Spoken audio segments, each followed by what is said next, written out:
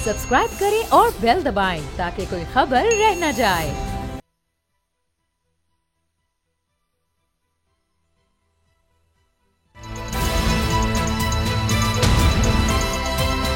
अब पता चला।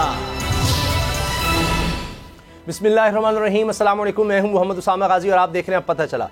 खबर यह है कि सेहत, सियासत, अदालत, वापसी के सफ़र में नवाज शरीफ की तेज़ तरीन पेशकदमी जारी है। बिगड़े काम बन रहे हैं, बंद रास्ते खुलने लगे हैं। आज अदालत में पेश हुए बगैर तोशाखाना केस में नवाज शरीफ के दायमी वारंट गिरफ्तारी भी मुअत्तल हो गए और इस्लामाबाद हाई कोर्ट में मुख्तसर समाअत के बाद फील्ड और अल-अज़ीज़िया रेफरेंस में इन्हें हिफाजती जमानत की बड़ी राहत भी मिल गई। माजी करीब पर नजर डालें तो नवाज शरीफ साहब का पहला बड़ा मसला जिसकी वजह से इन्हें मुल्क छोड़कर लंदन जाना पड़ा, सेहत की बहाली था। जिंदान से निकलकर वो लंदन गए तो आज़ाद फ़ज़ाओं की बदौलत सेहत के मसले हल हो गए। अब नून लीग के इत्तेहादियों बकौल डील की बरकत से वतन ही नहीं, सियासत में वापसी की रुकावटें भी दूर होती जा रही हैं। आज नून लीगी कायद को 2 अदालतों से एक साथ रिलीफ मिला है।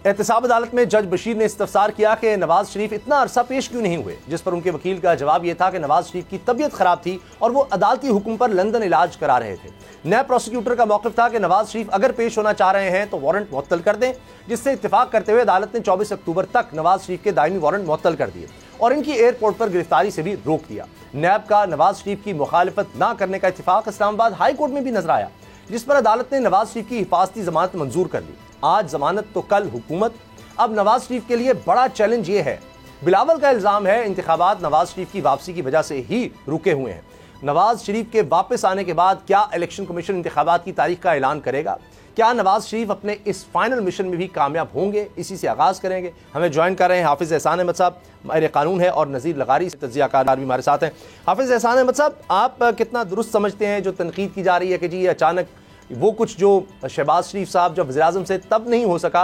अब वो अदालतें लग रही हैं, चंद मिनट लगते हैं और वो सारे केसेस भी लग जाते हैं, रिलीफ भी मिल जाता है, नैब भी बिल्कुल साथ खड़ा है और कह रहा है जी किसी किस्म का कोई इतराज़ नहीं, पहले से सब मौजूद होते हैं, अदालत नोटिस भी ना करे तब भी सब वहाँ पर इकट्ठे हो जाते हैं। उसामा भाई, बिस्मिल्लाहिर्रहमानिर्रहीम, आपका बहुत शुक्रिया। अगर आप इसको देखें तो 2019 के अंदर जब मियाँ साहब यहाँ से गए थे तो उस वक़्त भी इसी तरह ही हुआ था कि उस वक़्त भी जो गवर्नमेंट के लॉयर्स थे उन्होंने कहा कि हमें कोई ऑब्जेक्शन नहीं है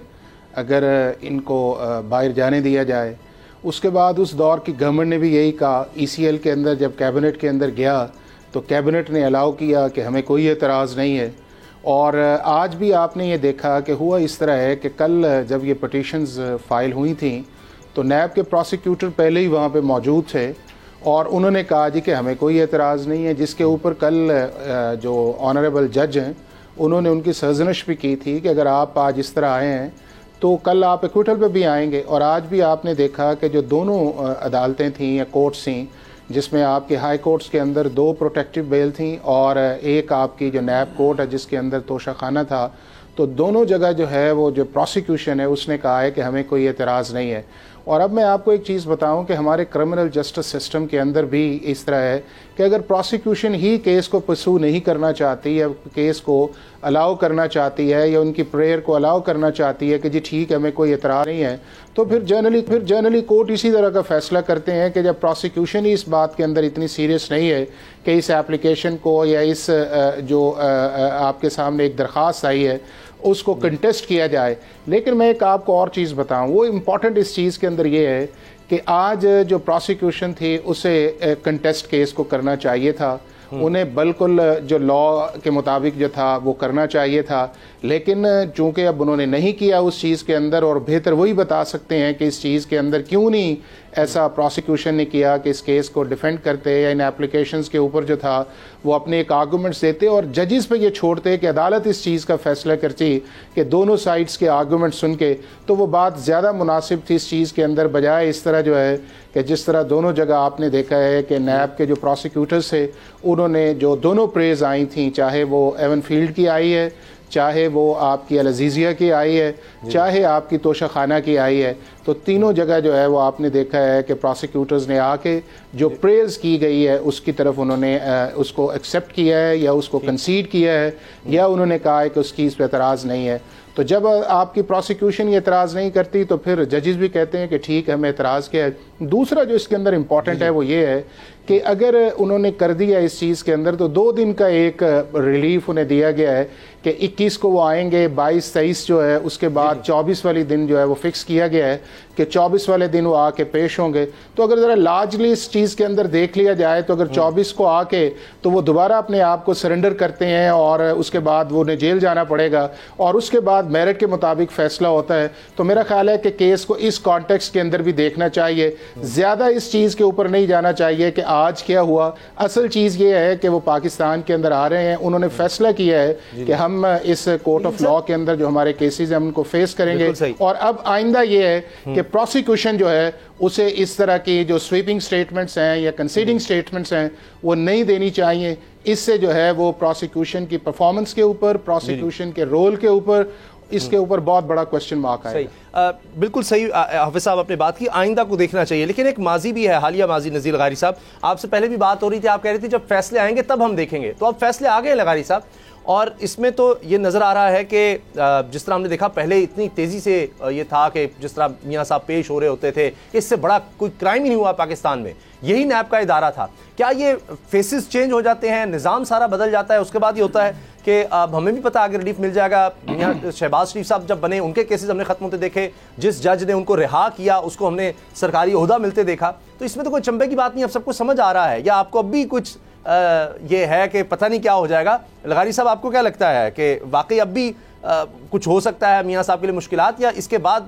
کوئی گنجائش نہیں رہ جاتی کہ ان کے لیے ریلیف اب بالکل پکے ہیں؟ اسامہ اگر آپ کی اجازت ہو تو میں غالب کے 2 شعر پڑھ لوں. ضرور ضرور سر, ارشاد. بڑی مشہور غزل ہے ان کی. بازیچہ اطفال ہے دنیا میرے آگے, ہوتا ہے شب و روز تماشا میرے آگے. اس کے آگے کا جو شعر ہے وہ ضرور سنیں. وہ ایک کھیل ہے اورنگ سلیمان میرے نزدیک, ایک کھیل ہے اورنگ سلیمان میرے نزدیک, ایک بات ہے اعجاز مسیحا میرے آگے. تو جو آپ کو حافظ صاحب نے آج کے جس طرح سے پروسیکیوشن نے کیس کنٹیسٹ کیا تو یہ تو کمال ہو گیا ہے نا. ایسے پروسیکیوٹر اگر دنیا میں کسی کو مل جائیں, کسی کو بھی مل جائیں. اچھا میں جب ان کو کہا گیا تھا, دلی طور پر مجھے دکھ ہوا تھا جب انہیں کہا گیا تھا سیسیلین مافیا, مجھے دلی دکھ ہوا تھا, نہیں کہنا چاہیے تھا. لیکن اگر سیسیلین مافیا کے خلاف بھی پروسیکیوشن اسی طرح سے رویہ رکھے, یہی رویہ رکھے, تو آپ یقین کریں کہ کسی بھی کورٹ میں انہیں کچھ بھی نہیں ہوگا, کوئی چیز کچھ کر ہی نہیں سکے گا. کورٹ کیا کرے گی؟ کورٹ یہی کرے گی جب پروسیکیوشن نے کیس نہیں چلانا چاہتا ہے تو ہم کیا کریں. تو جب پروسیکیوشن کی مرضی نہ ہو تو کوئی اور نہیں کر سکتا ہے. کورٹس کیا کریں گی؟ کورٹس کے سامنے جو میٹر آئے گا, جو کنٹیسٹ کر رہا ہے, جو کیس لڑ رہا ہے, جس نے سزا دلوائی تھی, جس نے سزا کو برقرار رکھنا ہے, اگر وہ دستبردار ہو جائے تو کیا ہوگا؟ تو ظاہر ہے وہ دستبردار ہو گئے ہیں. دستبردار کیوں ہوئے ہیں ہمیں نہیں معلوم, اور 5 سال پہلے وہ کیوں آگے آئے تھے ہمیں نہیں معلوم. وہ کیسے ہوا تھا پاناما کو اقامہ تبدیل کیا گیا تھا ہمیں نہیں معلوم.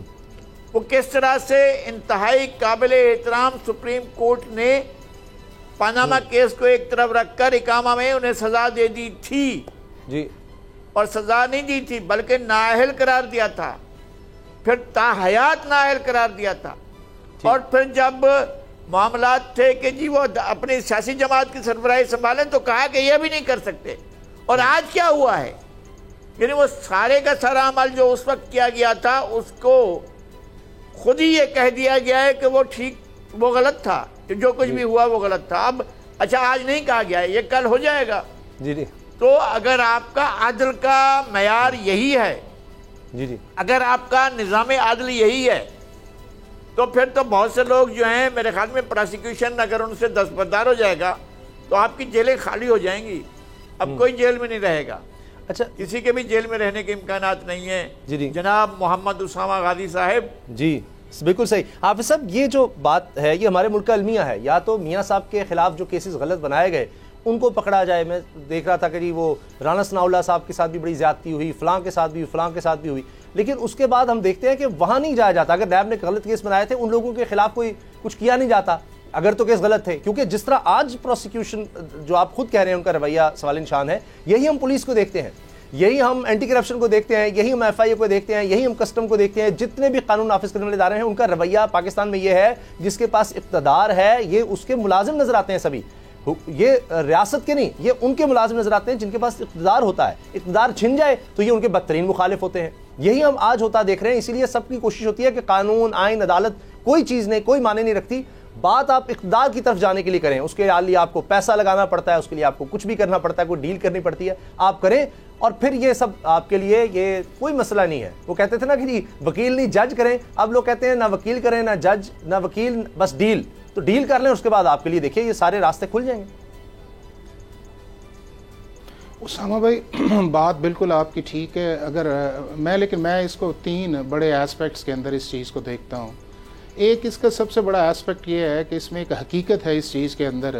کہ پاکستان کا جوڈیشل سسٹم یا پاکستان کا گورننس سسٹم جو ہے وہ آلموسٹ کولیپس کر چکا ہے, اور اس کی جو کریڈیبلٹی ہے وہ پاکستان کے عام آدمی کے نظر کے اندر بہت کم ہے. اور اس کی بنیادی وجہ یہ ہے کہ جب سے پاکستان بنا ہے ہم نے آزادی تو حاصل کر لی ہے, لیکن ہمارا جسٹس یا گورننس جو ہے وہ ہماری اسٹیٹ کی پریورٹی نہیں ہے.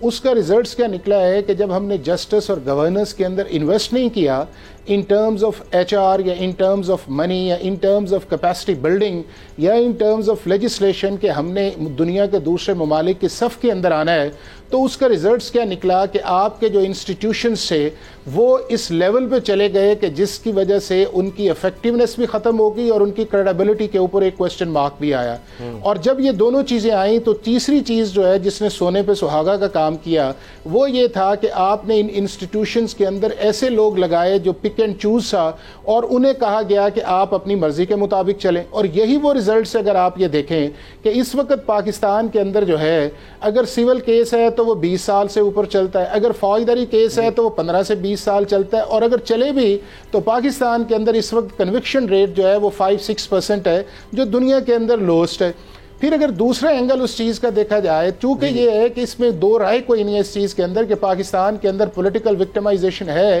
لوگوں کے اندر کیسز بنائے جاتے ہیں, اور اسپیشلی نیب کے اندر آپ نے دیکھا ہے کہ 99 سے لے کے اب تک جو ہے بڑے ایگزیجریٹڈ قسم کے فگرز بھی آئے, کیسز بھی آئے, اور اس کے اوپر ہماری سپریم کورٹ اور ہائی کورٹس کی آبزرویشنز بھی آئیں کہ جو نیب ہے وہ ایک پولیٹیکل انجینئرنگ ہے, نیب کے اندر جو ہے پولیٹیکل وکٹمائزیشن ہوتی ہے. اب جب ہم نے اس چیز کو ایڈریس نہیں کیا تو اب آپ کے سامنے وہ چیزیں آ رہی ہیں, لیکن چیز یہ ہے کہ اس چیز کو ختم ہونا چاہیے اس چیز کے اندر, اور ختم اس طرح ہو سکتی ہے کہ اب ہم الیکشن فیز کے اندر جا رہے ہیں. اس الیکشن فیز کے اندر جانے سے پہلے جو ہے ان پولیٹیکل پارٹیز کو جو ہے وہ ایک چیز طے کر لینی چاہیے کہ ہم نے اپنے ملک کے انسٹیٹیوشنز کو, ہم نے اپنے ملک کی جسٹس سسٹم کو, گورننس کو اور اکانومی کو ہم نے بہتر کرنا ہے, تاکہ جو 75 سال سے اس ملک کے اندر ہوتا رہا ہے وہ نہ ہو, اور ہم آئندہ جو ہے وہ اس سسٹم کی وجہ سے دنیا کے اندر اور پاکستان کے اندر نہ ڈاؤن گریڈ ہو نہ بدنام ہو. اور اس کے لیے جو ہے وہ پولیٹیکل ول, انسٹیٹیوشنل ول اور اسٹیٹ ول جو ہے وہ آپ کو چاہیے, اور وہ آپ نے پچھلے 2-3 ماہ کے اندر دیکھا بھی ہے کہ اگر اسٹیٹ یہ ریزالو کرتی ہے کہ ہم نے کام کرنا ہے, تو آپ نے دیکھا ہے کہ اس ملک کے اندر سمگلنگ بھی رکی ہے,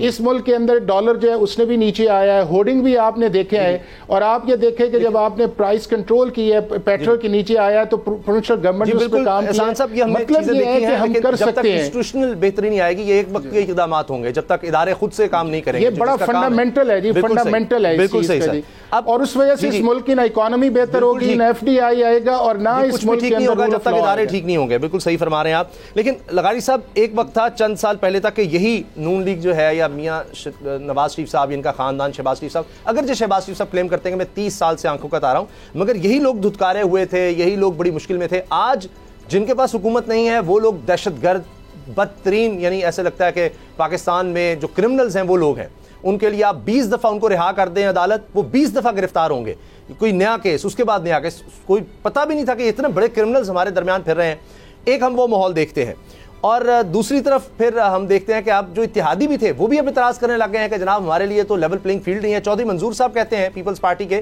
کہ تحریک انصاف تو بالکل ہی دیوار سے لگا دیا گیا ہے, یا پیپلز پارٹی کہتے ہیں ہمارے لیے لیول پلینگ فیلڈ نہیں ہے, اور नून लीग के लिए सब कुछ आसान किया जा रहा है। बिलावल साहब ने क्या कहा है मैं आपको वो दिखाना चाह रहा हूं कि अब उनको लगता है कि अब सारे इदारे ठीक काम शुरू कर देंगे, क्योंकि जिस तरह नैब ने बड़ा अच्छा काम किया है, अब इलेक्शन कमीशन भी एक्टिव हो जाएगा इलेक्शंस के लिए। क्यों, क्या वजह है, किस शख्सियत की वजह से, जरा सुनिए बिलावल ने क्या कहा है।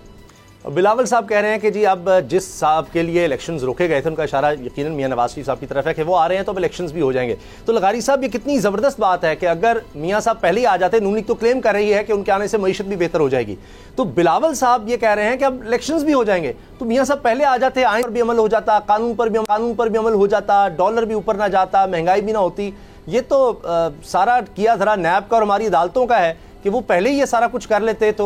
हमारे लिए बड़ी आसानियां हो जाती हैं। अब बिलावल भी समझ रहे हैं अब इलेक्शंस हो जाएंगे, अब इलेक्शन कमीशन भी आइन पर अमल करेगा, अब अमन अमान की सूरत हाल भी इलेक्शन कहेगा बिल्कुल ठीक है, अब रकम भी हमें मिल गई है, अब हमें कोई मसला नहीं है। मगर अपने अपने मकाम पर कभी तुम नहीं कभी हम नहीं, होता तो यही है कि एक वक्त ऐसा होता है कि जब इनका यहाँ होना मुल्क के लिए मसला होता है, और बाद दफ़ा ये होता है कि उनका ना होना एक मसला होता है। बाद दफ़ा ऐसा होता है कि इनको बाहर भेज दिया जाए, जान छुड़ाई जाए, बाद दफ़ा ये होता है इनको ले आया जाए और साथ में बिठाया जाए और कुर्सी भी पेश की जाए उनकी खिदमत में और कहा जाए कि जनाब आइए। और जो आज बैठ रहे हैं, मीडिया कॉन्फ्रेंसेस कर रहे हैं, जो कई दिनों के बाद आते हैं और आकर नए इंकशाफ के साथ आते हैं, ये होता है आपका, अगर आप उंगलियों के इशारों पर सियासत करेंगे तो फिर यही कुछ होगा। अगर आप जो पनीरियों में काश्त किए जाएंगे, अगर आप किसी पनीरी का पौधा होंगे तो फिर यही होगा जो आपके सामने आ रहा है। ये नहीं था, पाकिस्तान की सियासत ऐसी नहीं थी। पाकिस्तान की सियासत नहीं थी ये कि ख्वाजा नाज़मुद्दीन को किसी ने बोया हो कहीं पर वो उठ कर आया हो। ये नहीं था कि कायद आज़म मोहम्मद अली जिन्ना को किसी ने वहाँ काश्त किया हो और वो मुल्क कर वो इतने बड़े तनावर दरख्त बनकर एक पूरा मुल्क हासिल करके एक पूरी कौम को देने वाले बने हों, तो ऐसे नहीं थे। वो कहीं काश्त नहीं किए गए थे। जो काश्त किए जाते हैं जी, जो गमलों में लगाए जाते हैं, वो ऐसे ही होते हैं। फिर आते हैं और फिर आकर बैठते हैं और बैठकर कहते हैं जो मैंने कल कहा था वो गलत था, जो कल मेरा मौक़िफ़ था वो बिल्कुल सरासर गलत था, मेरा था ही नहीं मौक़िफ़, मैं ये जो कहता ही नहीं था, मेरी बात ही नहीं थी, ये बात तो किसी और की थी, वो भाई कोई और कहता था, मैं नहीं कहता था, मैं नहीं कहता था, मैं हल्फन कहता हूँ कि मैं नहीं कहता था, कोई और कहता था। कोई और तलाश करो ना, कहाँ था वो जो ये कहता था, वो मैं नहीं था, वो मैं नहीं था। एक कवाली सुनी थी 50 साल पहले मैंने, मैं नहीं हूँ, मैं नहीं हूँ, कोई बहरूपिया है। कोई बहरूपिया होता था जो बात करता था, अब जो आकर बैठा है ये बहरूपिया नहीं है, कोई और है। बहरहाल अच्छा। इस मुल्क में यही लिखा है, इस मुल्क में यही होना है कि आपके पास लीडर इस तरह से आएंगे, एक डाई में उनको घड़ा जाएगा, एक जगह पर उनकी परवान चढ़ाया जाएगा, फिर लाया जाएगा, फिर हटाया जाएगा, फिर बिठाया जाएगा, फिर सुलाया जाएगा, फिर उठाया जाएगा। इसी तरह से ये चमन यूं ही रहेगा और हजारों जानवर सब अपनी अपनी बोलियां बोलकर उड़ जाएंगे। अब हाफिज एहसान साहब, जिस तरह हम नैब की बात कर रहे थे, तो ये इलेक्शन कमीशन भी हमें बड़ा अच्छा होता नजर आ रहा है बिलावल साहब के बकौल। अभी बिलावल साहब इत्तेहादी हैं, इन्होंने भी यही कहा कि उस वक्त पीपल्स पार्टी का भी था कि चले नई मर्दमशुमारी हो जाए, फिर उस पर हल्का बंदियों का हमने देखा। और नून लीग तो साफ कहती थी कि जब मियां नवाज शरीफ साहब आएंगे तब इलेक्शन कैंपेन का आगाज होगा। तो ये कमाल है कि कोई भी इदारा हो, पहले नैब का उनको पता लग जाता है कि वो लोग वहाँ पर आ जाते हैं बगैर नोटिस के, और नैब के प्रोसिक्यूटर वहाँ पर कहते हैं कि जी हम यहाँ पर बैठे हैं बगैर नोटिस के, हमारी बात हो चुकी है। कल की मैं अर्ज कर रहा हूँ बात कि यानी चेयरमैन नैब से उन्होंने नाम नहीं लिया, लेकिन उनका था कि हमें डायरेक्शंस हैं, तो चेयरमैन नैब के अलावा तो डायरेक्शन कोई नहीं दे सकता कि हमने कौन सा केस वापस लेना है, या किसको हमने परसू नहीं करना, या किसको हमने रिलीफ के लिए कन्फ्रंट नहीं करना। तो पहले से डायरेक्शन लेकर आए हुए थे। इसी तरह इलेक्शन कमीशन बस ये मियां नवाज शरीफ साहब के लिए अगर रुका हुआ था, और अब वो आ जाते हैं और फिर इलेक्शन की हम अनाउंसमेंट देख लेते हैं, तो फिर हम क्या कहेंगे कि हमारे कोई आइन और कानून नहीं है, हमारे यहाँ शख्सियात हैं, उनके साथ हम देखते हैं कि हमारा सारा सिस्टम जुड़ा होता है। सामा भाई, मैं आपको एक चीज़ बताऊँ इस चीज़ के अंदर, ये जो चीज़ें आपने 2-3 इंस्टीट्यूशंस का नाम लिया है, ये सारा ही 18वीं तरमीम जो हमने की थी 2010 के अंदर, یہ اس کا ریزلٹس ہے کہ جس کے اندر ہم نے یہ طے کیا کہ پاکستان کی حکومت یا پاکستان کی اپوزیشن جو ہے وہ مل کے چیف الیکشن کمشنر کو لگائے گی, وہ الیکشن کمیشن کے ممبرز کو لگائے گی. اس میں طے ہوا کہ نیب کا جو چیئرمین ہے وہ دونوں مل کے لگائیں گے. اور دنیا کے یہ کسی ملک کے اندر نہیں ہوتا کہ آپ اس پروسیس کے اندر جا کے تو آپ گیو اینڈ ٹیک کریں. اور آپ کے سامنے یہ چیز بھی آئی کہ الیکشن کمیشن کے جب ممبرز لگنے تھے تو اس کے اندر ہر پارٹی نے کہا کہ جی ایک ممبر مجھے دے دیں, دوسرے نے کہا مجھے دے دیں, تیسرے نے کہا مجھے دے دیں, چوتھے نے کہا مجھے دے دیں. تو جب آپ اس طرح کی چوائس آف سلیکشن آپ کر لیں گے تو اس کے سامنے آپ کا ریزلٹ بھی آئے گا. بالکل یہیں سے ہم بات بھی کریں گے. جسٹس نے بھی آج ریمارکس دیے ہیں کہ 2 اہم کیسز لگنے والے ہیں جن میں الیکشن میٹر بھی ہے, عام انتخابات کا, اس پر بھی بات ہوگی بریک کے بعد. اب پتہ چلا. چیف جسٹس قاضی فائزہ صاحب نے آج ایک کیس میں ریمارکس دیے ہیں جب التوا مانگا گیا اس کیس میں. یہ پاک عرب ریفائنری کا ایک کیس تھا, ملازمین کا کیس تھا, جس میں کہا گیا وکیل صاحب کی طرف سے جی 15 دن بعد کی کوئی ڈیٹ دینا. جج صاحب نے کہا, چیف جسٹس صاحب نے, کہ نہیں 2 ماہ بعد کی مقرر کرتے ہیں, کیونکہ انہوں نے کہا کہ کچھ اہم کیسز آنے والے ہیں. اور جس میں انہوں نے کہا, چیف جسٹس سپریم کورٹ نے کہا جی عام انتخابات اور فوجی عدالتوں کے خلاف کیس مقرر ہونے والے ہیں. اب ہمارے ساتھ چونکہ آئینی اور قانونی ماہر ہیں حافظ احسان احمد صاحب, نذیر لغاری صاحب سینئر تجزیہ کار ہمارے ساتھ ہیں. اب صاحب یہ جو ہم دیکھ رہے ہیں کہ ایک طرف الیکشن کمیشن کی طرف بلاول نے اشارہ کیا, شاید ان کو بھی نظر آ رہا ہوگا شاید اب الیکشنز آ جائیں, دوسری طرف ہم چیف جسٹس کی طرف سے بھی دیکھتے ہیں. تو آپ کیا امید رکھتے ہیں کہ کیا یہ عمرتا بندیال صاحب کی نسبت کوئی بہتر کورٹ ہوگی, یا چیف جسٹس اگر کہتے ہیں کہ بالکل 90 دن کے اندر الیکشن ہونے چاہیے, اور 90 دن سے تو بہت آگے چلے گئے, لیکن اگر یہ کوئی تاریخ دیتے ہیں, 2 ہی چیزیں ہو سکتی ہیں, یا تو یہ کہیں گے جی الیکشن کمیشن پر ہے, وہ چاہے جب مرضی الیکشنز کروائے جنوری میں یا اس سے آگے, یا وہ کہیں گے نہیں آپ جلد ڈیٹ دیں. تو کیا یہ اپنے فیصلے پر عمل درآمد کروا سکیں گے جہاں پر عمرتا بندیال صاحب بری طرح ناکام رہے؟ دیکھیں اسامہ بھائی, اس کے 2 فیزز ہیں. ایک فیز وہ ہے کہ جب پنجاب اور KPK کے اسمبلیز کو ڈیزالو کیا گیا اور وہ کیس سپریم کورٹ تک آیا, اور سپریم کورٹ کو جس طرح پرویکٹلی اس کو رسپونڈ کرنا چاہیے تھا, سپریم کورٹ نے اس کا رسپونڈ نہیں کیا. اور اگر آپ سپریم کورٹ کی دونوں ججمنٹس دیکھ لیں, جو ایک پہلے آئی اور پھر ایک دوسری آئی, جس میں ایک 14 مئی کا انہوں نے ڈیٹ دی تھی اور دوسری اس کے بعد جو اس کی امپلیمنٹیشن والی سائٹ پہ بھی گئی تھی, تو سپریم کورٹ کی کسی بھی ججمنٹ کے اندر کلیئر ڈائریکشنز نہیں تھیں کہ جس کی وجہ سے آپ کو یہ لگتا کہ سپریم کورٹ نے بڑا پرویکٹیولی ان چیزوں کو دیا ہے.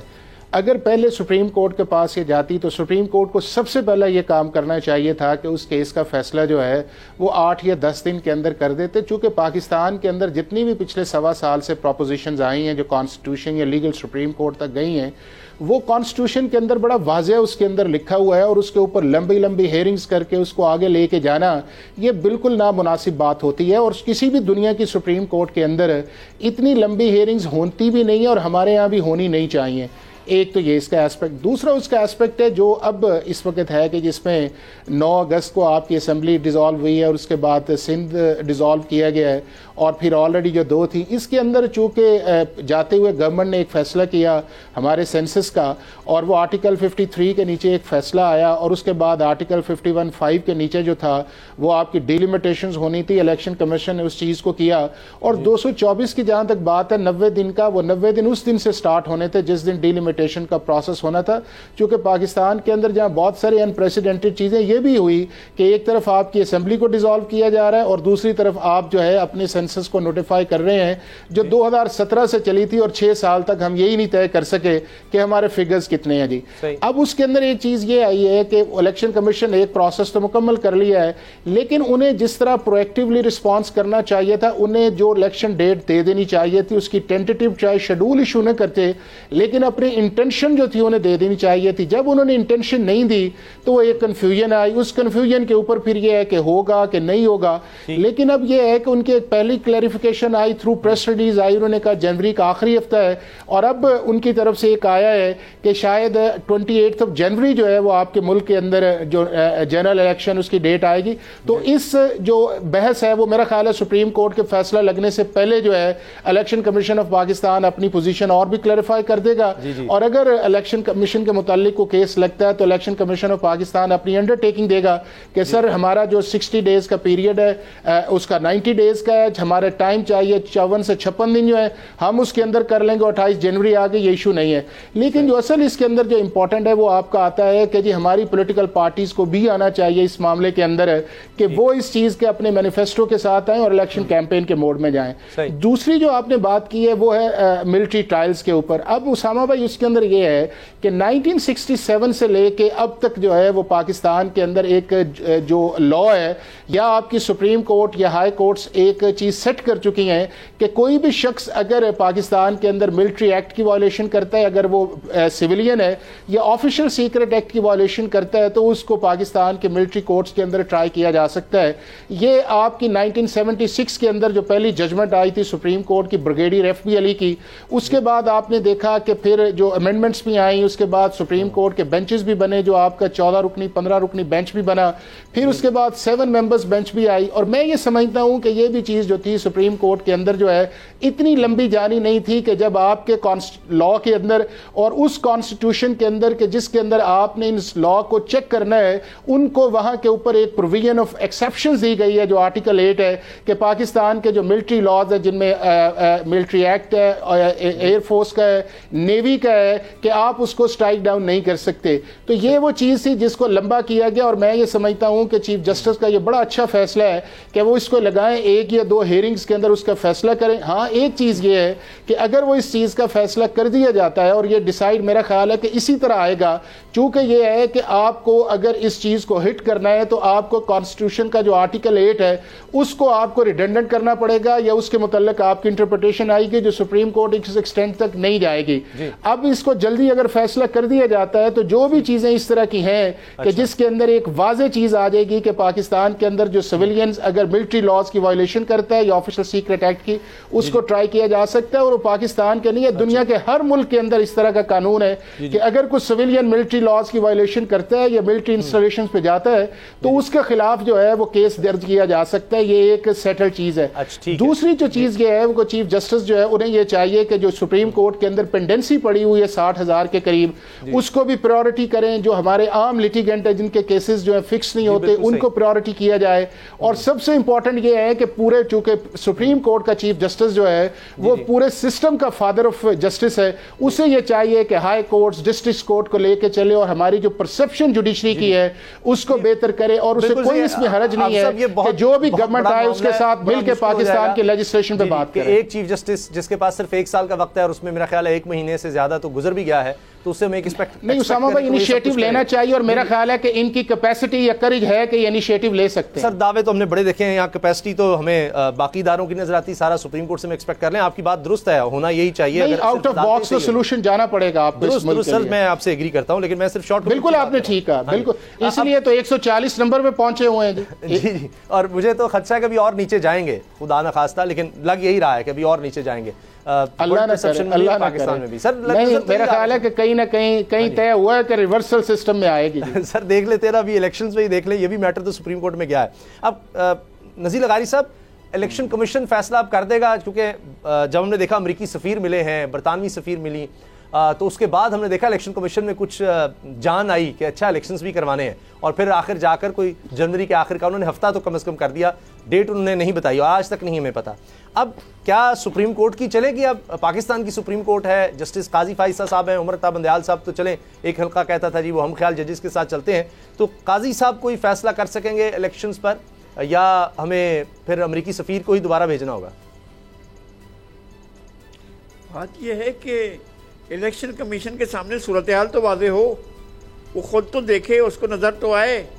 الیکشن کمیشن کیسے فیصلہ کرے گا جب تک اسے سامنے نظر نہیں آئے گا کہ بھئی کوئی کنگز پارٹی ہے کہ نہیں ہے. اگر کوئی کنگز پارٹی سامنے نظر آئے گی تو پھر الیکشن کمیشن فیصلہ کرے گا نا کون سی ڈیٹ دینی ہے. اس کو پتہ چلے کہ بادشاہ سلامت جو ہیں وہ کیا چاہتے ہیں, اسے کیسے معلوم ہوگا. اور جب پچھلے کر کے گئے تھے فیصلہ, انہوں نے آئین دوبارہ لکھنا شروع کر دیا تھا. کون سے آئین میں لکھا ہوا تھا, یا کس آرٹیکل میں تھا, یا کس قانون میں تھا کہ جناب اگر کوئی ووٹ کرتا ہے اپنی پارٹی ول کے خلاف تو اس کے ووٹ کو بھی نہ گنو اور اس کو ڈی سیٹ بھی کر دو. کہاں لکھا ہوا تھا؟ کر دیا گیا. اب بھی جب یہ سامنے نہیں ہے کہ بادشاہ کون ہے اور بادشاہ کی پارٹی کون سی ہے, تو پتہ نہیں چل رہا ہے کہ الیکشن کیسے ہوں گے, کون سی جگہ پر ہوں گے. اب تھوڑا تھوڑا آثار ظاہر ہو رہے ہیں، لغاری صاحب امکان ظاہر ہو رہے ہیں۔ معذرت کے ساتھ سر یہ تو اب نہ کریں، آپ کو تو پتہ ہے کہ اب بادشاہ سلامت کون ہے سر، یہ ایسے نہ کریں، اور وہ 2/3 میجورٹی چاہتے ہیں۔ وہ بھی ایک دلچسپ بات کسی نے کہا کہ جس طرح آج کیسز ہو رہے لگتا ہے اب 2018 والا الیکشن ہی ہونے لگا ہے، تو اس پر کسی نے جواب دیا نہیں جناب یہ 2013 والا الیکشن ہونے لگا ہے۔ نہیں پتہ نہیں 2013 والا ہے 2018 والا ہے اور یا کوئی اور والا الیکشن ہے، الیکشن تو ہونے جا رہا ہے نا، الیکشن کے اب امکان پیدا ہوئے ہیں، ہمیں صاف نظر آ رہا ہے۔ 2002 والا الیکشن بھی تھا، آپ نے دیکھا تھا کہ کیسے ایک پارٹی بنائی گئی تھی، جی اور پارٹی کے سربراہ میرے انتہائی قابل احترام ہے، میں ان کا دل سے عزت کرتا ہوں، وہ اب گفتگو نہیں کر سکتے تھے، لیکن وہ بھارت پارٹی کے سربراہ تھے، ان کی پارٹی الیکشن جیتی تھی، اور دوسری پارٹیاں جو تھیں وہ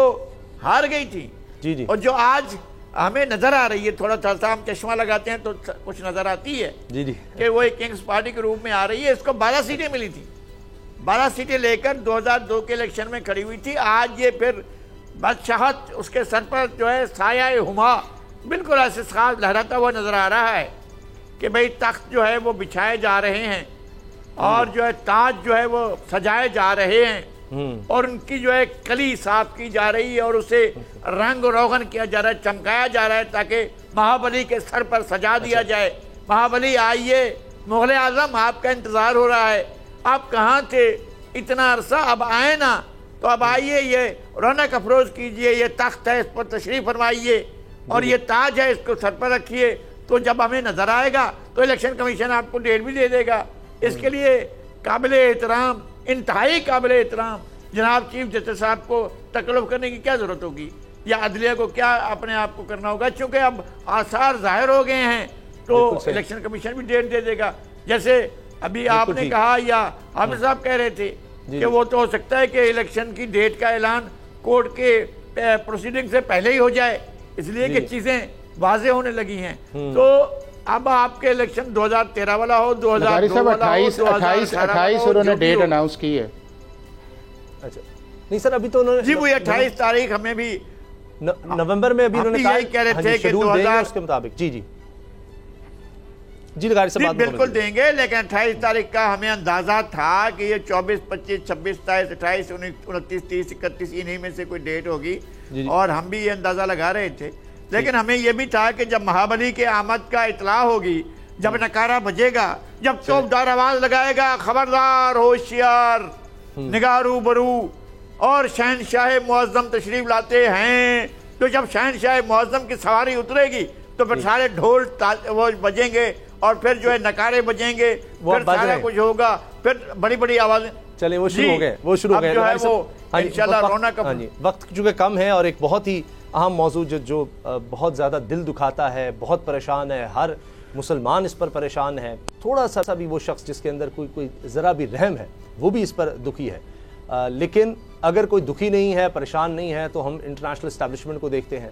عالمی استعمار کو دیکھتے ہیں، فلسطین کے مسئلے پر۔ اب حافظ صاحب ہم قانون کی جو بنیاد رکھتے ہیں کسی بھی ملک میں چلے جائیں، ہم اپنے ملک میں تو رونا روتے ہیں جی انسانی حقوق کی پامالی ہے، یہاں نہیں انصاف ملتا، یہاں طاقتور اور کمزور طبقے میں بڑا فرق ہے، لیکن اگر ہم تصویر کا یہ رخ دیکھیں تو عالمی سطح پر ہمیں اس سے بھی زیادہ ہمیں بدنما ایک نظر آتا ہے منظر، جہاں پر یہ نظر آتا ہے کہ آپ جتنے مرضی انسانوں کو، بچوں کو، چھوٹے بچوں کو، بلکہ وہ جو بھی ماں کے پیٹ میں ان کو بھی آپ اس طرح مار ڈالیں، ختم کر دیں، لیکن آپ کو اور بم پرووائڈ کیے جائیں گے۔ اگر صرف سیکورٹی کونسل جو سب سے بڑا ادارہ ہے وہاں پر اقوام متحدہ میں جا کر آپ صرف یہ کہتے ہیں، قرارداد لے کر آتے ہیں کہ جی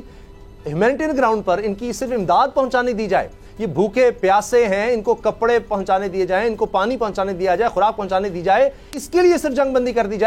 جائے تو اس کو بھی امریکہ ویٹو کر دیتا ہے کہ نہیں جناب یہ نہیں ہو سکتا۔ تو یہاں ہم پھر کیا کہیں کہ عالمی سطح پر بھی یہ انسانی حقوق یہ صرف لیکچر ہے، کسی بھی سطح پر کہیں بھی آپ چلے جائیں یہ صرف باتیں ہوتی ہیں؟ دیکھیں چیز یہ ہے کہ اس کے دو اگر ایریا کے اندر دیکھ لیا جائے، ایک تو یہ ہے کہ جو انٹرنیشنل پالیٹکس ہے اس کے اندر کوئی بھی پرنسپلز نہیں آتے، اس کے اندر ویسٹڈ انٹرسٹ آتے ہیں، اور اس کے اندر اپنے الائڈ کی سپورٹ آتی ہے اس چیز کے اندر، اور اس کے اندر کیوں ہیومن رائٹس کا ذکر نہیں آتا، اور اس انٹرنیشنل پالیٹکس جو ہے وہ اس دنیا کے اندر جو ہے وہ سیکنڈ ورلڈ وار کے بعد چل رہی ہے کہ جس کے اندر آپ کی جو الائنمنٹ ہے وہ آپ کے اپنے ریلیشنز ہیں. اور آپ نے یہ دیکھا ہے کہ جو امریکہ اس وقت سمجھتا ہے کہ جی میں بڑا ہیومن رائٹس کا چیمپئن ہوں, وہ اگر کشمیر کے اندر ظلم ہوتا ہے تو وہ بھارت کے ساتھ کھڑا ہوتا ہے, اور اگر فلسطین کے اندر وہ ظلم ہو رہا ہے اور وہ زیادتی ہو رہی ہے. اور آج ایک جو ریسنٹ رپورٹ آئی ہے جو دل دہلانے والی رپورٹ ہے کہ ہر جو تیسرا شخص ہے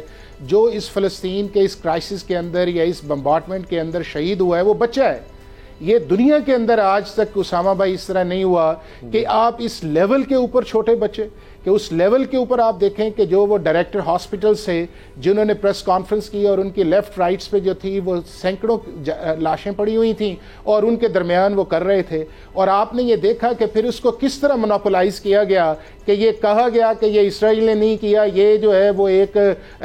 کسی جہادی گروپ کا ایک راکٹ تھا, اس نے ڈائیورژن کر کے اس کے اندر چلی گئی ہے. اور پھر آپ نے یہ دیکھا کہ ہیومینیٹیرین بیس کے اوپر جب یونائٹڈ سیکیورٹی کاؤنسلز کی کل وہ میٹنگ تھی تو آپ نے جو اسرائیلی ریپرزینٹیٹیو تھا اس کی باڈی لینگویج آپ نے دیکھی ہے, اس کے ورڈز آپ نے دیکھے ہیں, اور اس کو یہ ہے کہ جو سپورٹ اس حد تک امریکہ نہیں کرنا چاہ رہا کہ جی آپ وہاں کے اوپر جو ہے ہیومینیٹیرینز دیں, اور وہ جو ایک بارڈر لگتا ہے مصر کے ساتھ وہاں کے اوپر آپ انہیں ریسکیو کریں, اندر چلیں, اور لاکھوں اس وقت فلسطین اندر کے اندر. تو اگر یہ بات کہی جائے کہ جی ہیومن رائٹس اور انٹرنیشنل رائٹس اور اس کے بعد یہ کسی جگہ دنیا کے اندر نہیں ہے, یہ ہر ملک کی اپنی پالیسی. ہاں اس کے اندر ایک اور چیز جو امپورٹنٹ ہے وہ یہ ہے کہ ہمارے اسلامی ممالک کا جو رول ہے وہ یہ ہے کہ باوجود اس چیز کے کہ ہمارے پاس طاقت بھی ہے, ریسورسز بھی ہے, ہم کھلا کے ان چیزوں کو سامنے نہیں آ رہے, جس سے یہ دنیا کے سارے ممالک جو ہیں وہ مسلمانوں کے ساتھ ظلم کر رہے ہیں. جی آپ صاحب وقت کم رہ گیا, میرے پاس 1 منٹ ہے. لغاری صاحب یہی ہے طاقت جس کے پاس ہے اس کے پاس ہی فیصلہ ہے.